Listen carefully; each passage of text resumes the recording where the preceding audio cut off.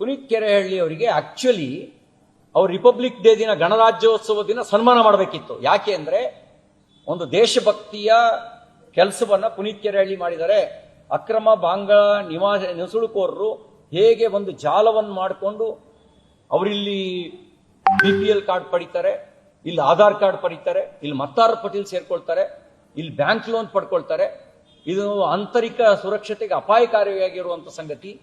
ಇಂಥ ಒಂದು ಸಂಗತಿಯನ್ನು ಪತ್ತೆ ಹಚ್ಚಿದ್ದಾರೆ ಅಂತ ಹೇಳಿ ಅವರಿಗೆ ನೀವು ಗೌರವಿಸಬೇಕಾಗಿತ್ತು. ಬದಲೇನ್ ಮಾಡಿದ್ರಿ?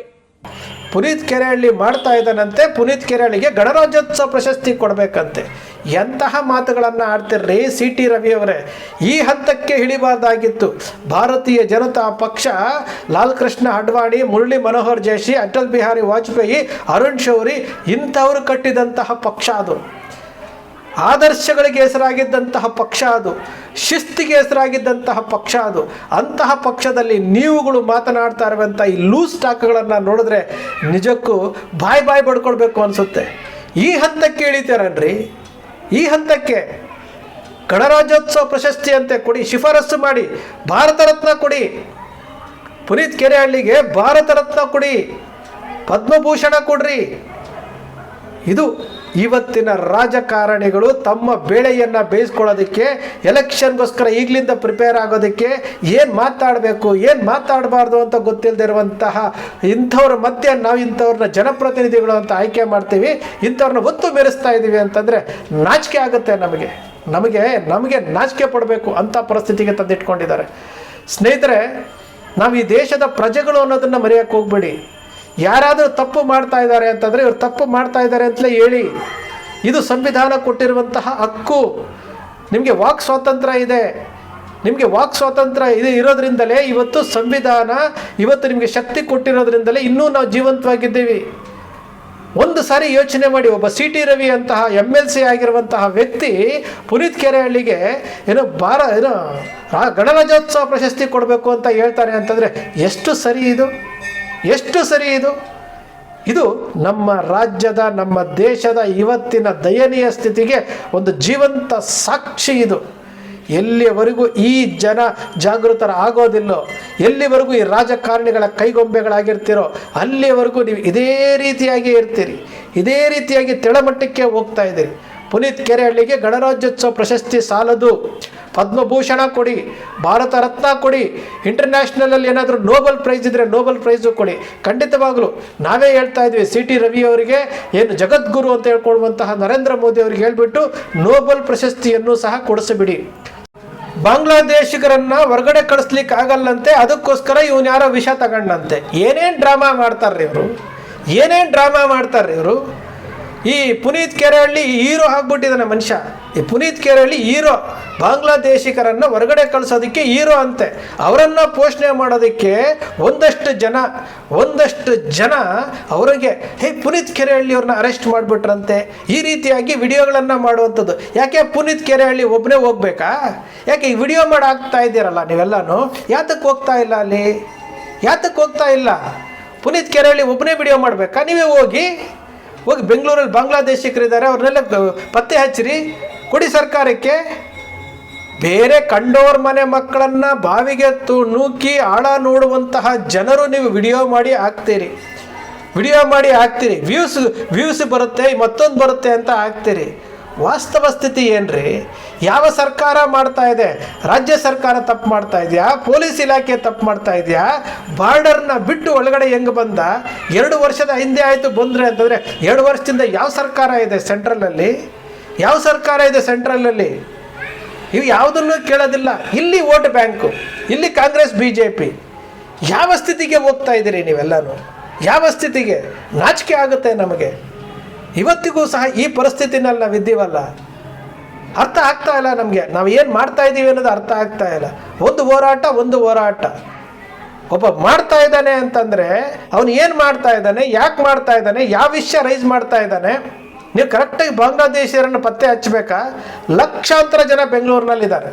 ಈ ವಿಚಾರ ಭಾರತೀಯ ಜನತಾ ಪಕ್ಷದ ಅಶ್ವಥ್ ನಾರಾಯಣ ಅವ್ರಿಗೂ ಗೊತ್ತು, ವಿರೋಧ ಪಕ್ಷದ ನಾಯಕರಿಗೂ ಗೊತ್ತು, ರಾಜ್ಯ ಆಳ್ತಾ ಇರುವಂಥ ಸರ್ಕಾರಗಳಿಗೂ ಗೊತ್ತು, ಕೇಂದ್ರ ಸರ್ಕಾರದವ್ರಿಗೂ ಗೊತ್ತು, ಎಲ್ಲ ಗೊತ್ತು. ಅವರು ಏನು ತಿಳ್ಕೊಂಡಿದ್ದಾರೆ, ಇದನ್ನು ಜೀವಂತವಾಗಿಡಬೇಕು, ಕೇಂದ್ರ ಸರ್ಕಾರದವರು ಅವರು ಏನೋ ಇಂಟೆಲಿಜೆನ್ಸ್ ರಿಪೋರ್ಟ್ ಇಲ್ವಾ ಅವ್ರಿಗೆ, ಗೃಹ ಇಲಾಖೆ ಇಲ್ವಾ ಅವ್ರಿಗೆ ಗೊತ್ತಿಲ್ವಾ ಎಲ್ಲ ರಾಜ್ಯಗಳಲ್ಲಿ ಬಾಂಗ್ಲಾದೇಶಿಕರು ಇದ್ದಾರೆ ಅಂತೇಳಿ ಗೊತ್ತಿಲ್ವಾ? ಅವರನ್ನು ಹೊರಗಡೆ ಕಳಿಸ್ಬಿಟ್ರೆ ಇವರಿಗೆ ವೋಟ್ ಬ್ಯಾಂಕ್ ಸಿಗಲ್ಲ. ಅದಕ್ಕೋಸ್ಕರವಾಗಿ ಈ ರೀತಿಯಾದಂತಹ ನಾಟಕಗಳು ಆಡ್ತಾ ಇದ್ದಾರೆ. ಇದನ್ನು ನೋಡ್ಕೊಂಡು ನಾವು ಮೂರ್ಖರಾಗಿ ಅವರಿಗೆ ಜೈಕಾರ ಹಾಕ್ತಾ ಇದ್ದೀವಿ. ಯಾವತ್ತು ತಿಳ್ಕೊಳ್ತೀರಿ ನೀವು? ಯಾವತ್ತಿಗೆ ತಿಳ್ಕೊಳ್ತೀರಿ? ಯಾವ ರೀತಿ ನಾವು ಮ್ಯಾನಿಪುಲೇಟ್ ಆಗ್ತಾ ಇದ್ದೀವಿ, ಯಾವ ರೀತಿ ನಾವು ನಮಗೆ ಗೊತ್ತಿಲ್ಲದಂಗೆ ನಾವು ಮೂರ್ಖರ ಆಗ್ತಾ ಇದ್ದೀವಿ ಅಂತಂದರೆ ಇದೇ ವಿಚಾರಕ್ಕೆ ಎಲ್ಲ ಡೈವರ್ಷನ್ ಆಗೋಯ್ತು, ವಿಚಾರಗಳು ಡೈವರ್ಷನ್ ಆಗೋಯ್ತು. ಬಾಂಗ್ಲಾದೇಶಿಕ ಒಬ್ಬ ಬಾಂಗ್ಲಾದೇಶದಿಂದ ಇಂಡಿಯಾಗೆ ಬರಬೇಕು ಅಂತಂದರೆ ಸೆಕ್ಯೂರಿಟಿ ಫೋರ್ಸ್ಗಳಿರ್ತಾವಲ್ಲ, ಅವನು ಹೇಳ್ತಾನೆ ಒಬ್ಬ 2,000 ರೂಪಾಯಿ 1,500 ರೂಪಾಯಿಗೆ ಆಧಾರ್ ಕಾರ್ಡ್ ಮಾಡಿಸ್ದೆ ಅಂತವನೇ 15,000 ರೂಪಾಯಿ ಕೊಟ್ಟು ಅಲ್ಲಿಂದ ಬಂದೆ ಅಂತ ಹೇಳ್ತಾ ಇದ್ದಾನೆ. ಯಾರು ಬಿಟ್ರಿ? ಯಾರಿದ್ರಿ ತಪ್ಪಿತಸ್ಥರು?